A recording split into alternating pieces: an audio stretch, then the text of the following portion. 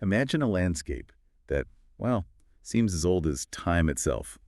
Really rugged, stark, yet it's been the stage for millennia of human drama. Yeah, from ancient empires to profound spiritual awakenings, even surprising modern innovation. Exactly. How can one place hold so many stories? That's precisely what we're trying to unravel today. We're doing a deep dive into the Judean desert and the Jordan Valley. Right. And our insights, they come from this immersive journey through this incredibly complex region. We're pulling key facts, observations, from lots of sources to show its many layers. So our mission here is to really extract the most important nuggets of knowledge from that shared experience. We want to help you understand what makes this particular patch of Earth so, well, uniquely significant. Let's explore. When you first see the Judean desert, the initial impression, it's often just harsh, arid vastness. Picture these dramatic cliffs and plunging, 400 meters down to the Dead Sea. Yeah, it really sets a stark, formidable scene, no question. And it's not quite that simple, is it? No, and that's key. There are vital nuances to that dryness.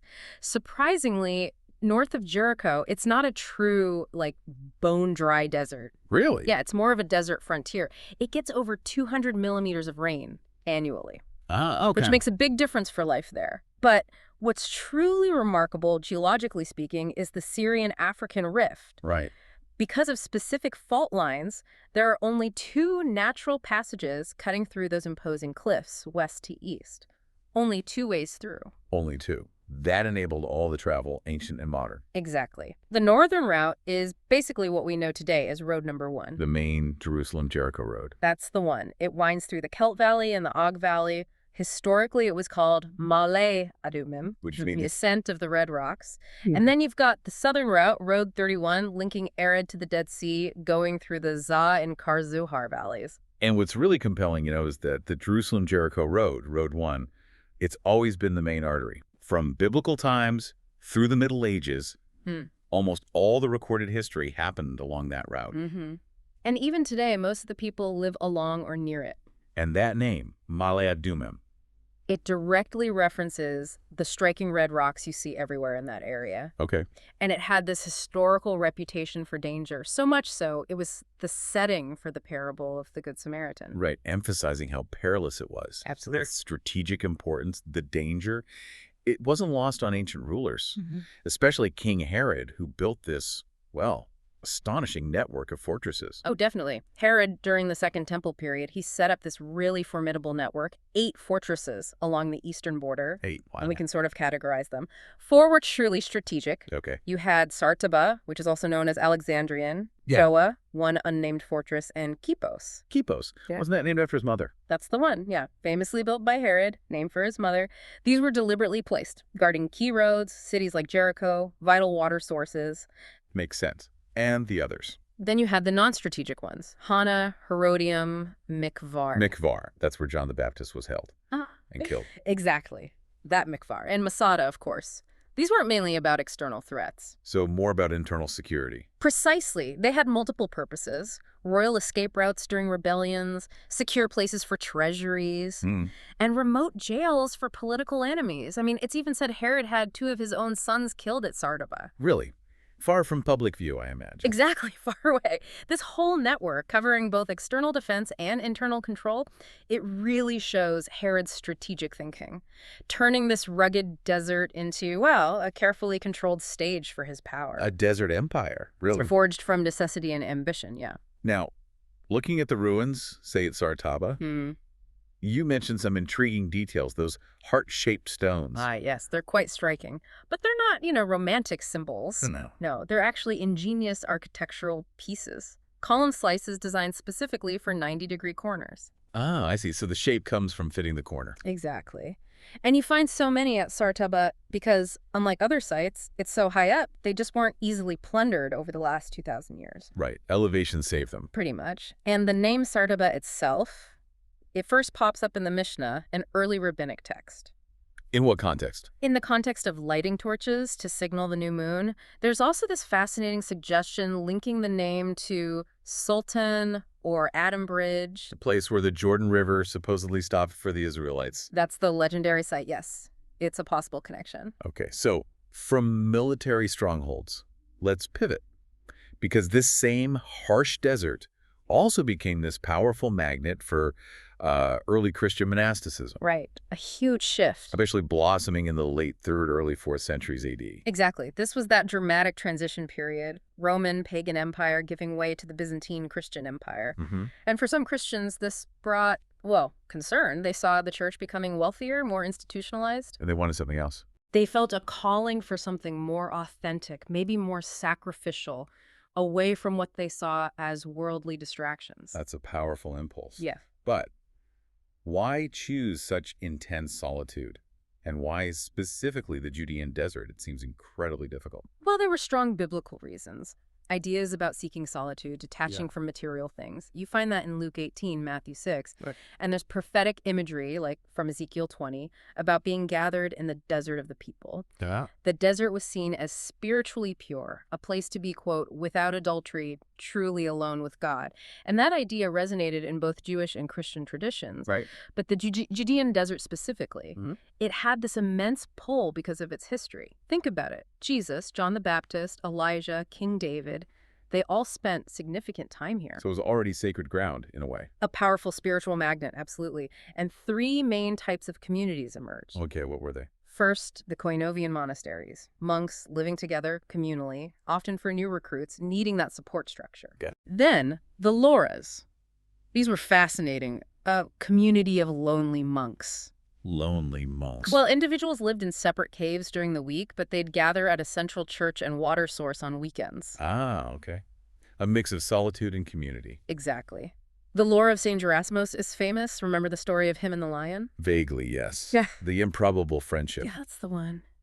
And finally, you had the hermits. Monks choosing extreme isolation. We know less about them logically because they were so remote. Right, list documentation. And it's really important to distinguish. They chose solitude, being alone with God. That's different from loneliness. That's a powerful distinction. They deliberately sought that connection. Precisely. An environment with no distractions from the divine. Now, many of these monasteries, they have this unique practice, exhuming and storing the bones and skulls of monks who've passed away. Can you explain that? Yeah, it sounds macabre, but it's mainly practical. Practical. How so? Well, burial space in the desert is limited. So a monk would be buried, and after maybe a few years, maybe a generation, their bones and skull would be exhumed Okay. and stored. Often the remains of the founders or really prominent monks would be displayed more prominently. Others went into communal ossuaries. Just to make space for new burial. Exactly. Sadly, monasticism here declined sharply in the 7th century. Why was that? A combination of things. Persian and Arab invasions, plus a massive earthquake around 660 AD. It really hit hard. So what's the situation today? Much smaller scale. About 80 monks, give or take, living in 6 Orthodox monasteries. They're there, though. Still there. And a story that really captures the draw of this desert is Cheriton, or Khan. He's seen as the very first monk here. Okay, what's his story? He came as a pilgrim. And kind of like the Good Samaritan story again, he was attacked by robbers on the road between Jerusalem and Jericho. Oh, I know. Left for dead in a cave, but miraculously he recovered, even got his property back. And this experience was so profound, he decided to stay. Stay in the desert. Yes. He stayed and established the very first monastic community in the region. Amazing story. Wow. Okay, from that quiet contemplation, let's shift our focus now to the Jordan River.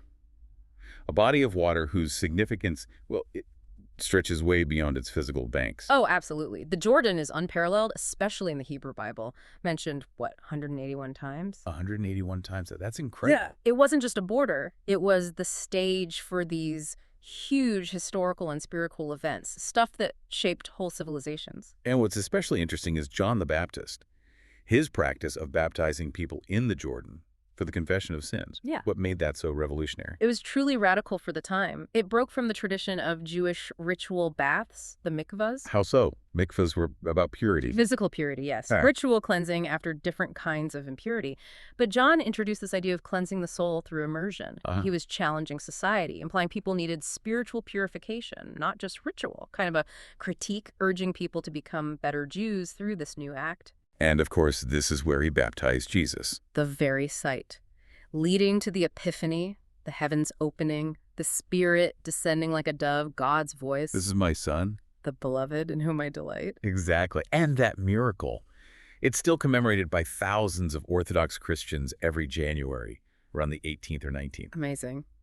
But the site has significance in Jewish tradition too, doesn't it? Oh, yes, very much so. This is believed to be the exact spot where the Israelites, led by Joshua, miraculously crossed the Jordan into the Promised Land. During springtime. During springtime, yes, as told in Joshua chapter 3. And that event, it's still celebrated by Jewish visitors today on the 10th day of the month of Nisan. So multiple layers of profound meaning right there. What's the modern Arabic name for the site? It's known as Qasr al-Yahud, Which means? literally fortress of the Jews. Oh. But there's a strong possibility it's a linguistic misunderstanding. Oh. Qasr can also mean to break or to cross, so it might originally have meant crossing of the Jews. Ah, that makes sense given the context. Exactly. So whether there was a fortress or not, the name powerfully evokes that historical crossing. Okay, shifting gears quite a bit now. Yeah. Let's look at the modern era, the contemporary implications, especially Israeli geopolitics, after the 1967 Six-Day War. Right. After 67, Israel suddenly controlled huge new territories, including Judea and Samaria, the West Bank. And this sparked a really intense debate inside the Israeli government. What do we do now? Two main views emerged, right? Pretty much. On one side, Moshe Dayan, he argued for basically a wait-and-see approach. Use the territories as bargaining chips. Essentially, yes. Hold on to them as leverage for future peace talks, have something to offer if Arab nations wanted peace. And the other side. That was Yigal Alon, another key minister. He argued completely differently: act fast, seize the opportunity, don't miss the chance, and he proposed his Alon Plan. Okay, so what did the Alon Plan actually propose for, say, a future Palestinian state? What were its core ideas? All right, it had three main conditions, you could say. First, absolutely no return to the pre-67 lines, the June 4th lines. Alon saw those as totally unrealistic for Israel's security. Okay, no go back. Second, he argued Israel should not directly rule Palestinians. They should manage their own affairs. He thought ruling them directly would just cause endless problems. And third, and this was crucial, the need to resolve the Palestinian refugee problem. Alon saw that as a root cause of instability in the whole region. So, territorially, what did the plan look like? It envisioned an independent Palestinian state in most of Judea and Samaria. Most, but not all. Right. And this state would be connected to Jordan by a corridor through Jericho, specifically the Ramallah-Jericho Road. They even nicknamed it Tik O George. Huh, okay. And what would Israel keep? Under this plan, Israel would annex the Jordan Valley and the northern Judean desert. Why those areas specifically? To establish a secure, defensible eastern border. That was the key strategic goal. And does this plan have any visible legacy today? Oh, absolutely. You can still see it on the ground. The establishment of two lines of Israeli settlements in the Jordan Valley. Where are they? One line runs along Road 90, the main highway through the valley. The other runs along Alon Road, which includes the area we're sort of focusing on. Interesting. Was the plan ever officially adopted? Well, Prime Minister Golda Meir officially rejected it in 1970, but in practice, many of the Jewish settlements built before the 1977 elections, they implicitly followed the lines drawn by the Alon Plan. Okay. So it influenced things even without being official policy. Exactly. After 1977, though, the settlement pattern became much more mixed, less geographically coherent, according to that plan. Right. Okay, now, in this land steeped in ancient history, conflict, geopolitics, there's also this surprisingly sweet success story. The date industry in the Jordan Valley. It's a really remarkable modern agricultural story. About 50 years ago, the kibbutzim there, they really struggled at first. What were they trying to grow? Traditional stuff. Cucumbers, tomatoes. But they just weren't making it work financially. Okay. Then they switched to dates, and everything changed. Huge success. That's fascinating. Was this completely new for the region, growing dates? Or is there a deeper history? Oh, incredibly deep roots. Go back 2,000 years. Yeah. Judean dates from this exact region. Ein Gedi, Jericho, the Uja, Feitel valleys, they were literally the most expensive food in Europe. No kidding. Yeah. Highly prized back then, too. Absolutely. Yeah. Now, the modern Majhoul date, the big one we see today, that has its own interesting story. Where did it come from? It originated in Morocco. Then a, quote, good American brought it over to California. He was looking for new crops that would thrive in desert climates. Yeah. And in California, they really innovated. Things like fruit thinning, removing some dates so the others grow much larger, higher quality. Right. And they even pioneered direct-to-consumer sales, like an early Amazon model, just for dates back in 1945. Wow, really ahead of their time. Totally. And all that led to the Majhoul becoming globally prominent. It's amazing this industry isn't just a success, it shows this incredible ingenuity. How this landscape, that defined ancient empires, now holds the key to modern prosperity. Bridging millennia of know-how with new techniques. Exactly. Bringing sweet success, quite literally, from seemingly barren ground. So where does Israel stand now in the global date market? Believe it or not, Israel is currently the world's largest exporter of Majhoul dates. Really? The largest exporter? Yep. Even though domestic consumption in Arab countries like Morocco or Saudi Arabia is way higher, they eat something like 12 to 15 kilos per person a year. Wow.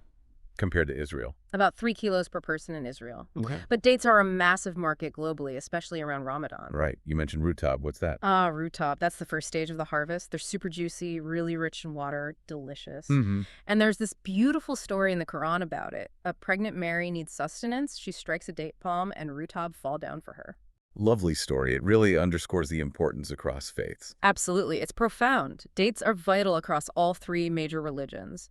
Christianity, you've got Palm Sunday. Right. Judaism dates feature in loads of holidays. Tu Bishvat, Passover, Shavuot, Sukkot. Okay. And Islam, numerous mentions in the Quran, like that story of Mary.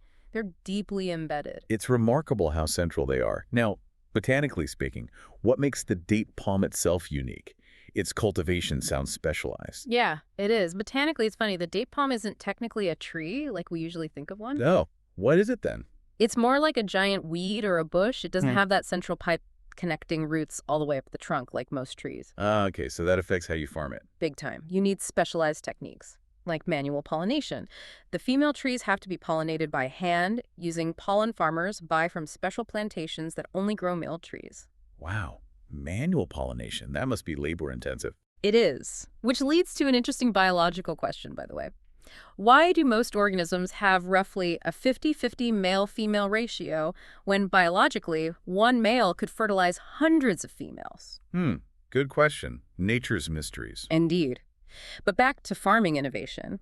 Modern techniques use special chemicals What? to keep the date palms shorter. Naturally, they grow about half a meter a year. With these chemicals, it's only about 10 centimeters. Why'd do that? Costs. Harvesting dates from really tall palms is incredibly expensive, and there are lots of legal complexities around working at height in Israel. Keeping them shorter cuts those costs dramatically. Further adaptation. Very clever. It's another example of adapting to the plant's nature and the modern economic realities. Okay, so our deep dive into the Judean desert and Jordan Valley. It started with that question, didn't it? How can a place seem so desolate, yet hold so much weight, historical, cultural? And our mission was to distill the essential insights from all the information we shared. And it's been quite a journey, hasn't it? We've covered these layers. The unique geography, the ancient empires, those profound spiritual movements. Right, the complexities of modern geopolitics. And even uncovered this thriving success story in agriculture, right there in that unlikely terrain. It really shows how interconnected everything is. History, faith, the landscape itself, they're all still shaping this extraordinary region, constantly interacting. Absolutely. So if we try to connect this to the bigger picture, what does this deep dive really reveal? Perhaps something about that enduring human quest for both connection and solitude, and how those powerful forces seem perpetually etched into the landscape itself.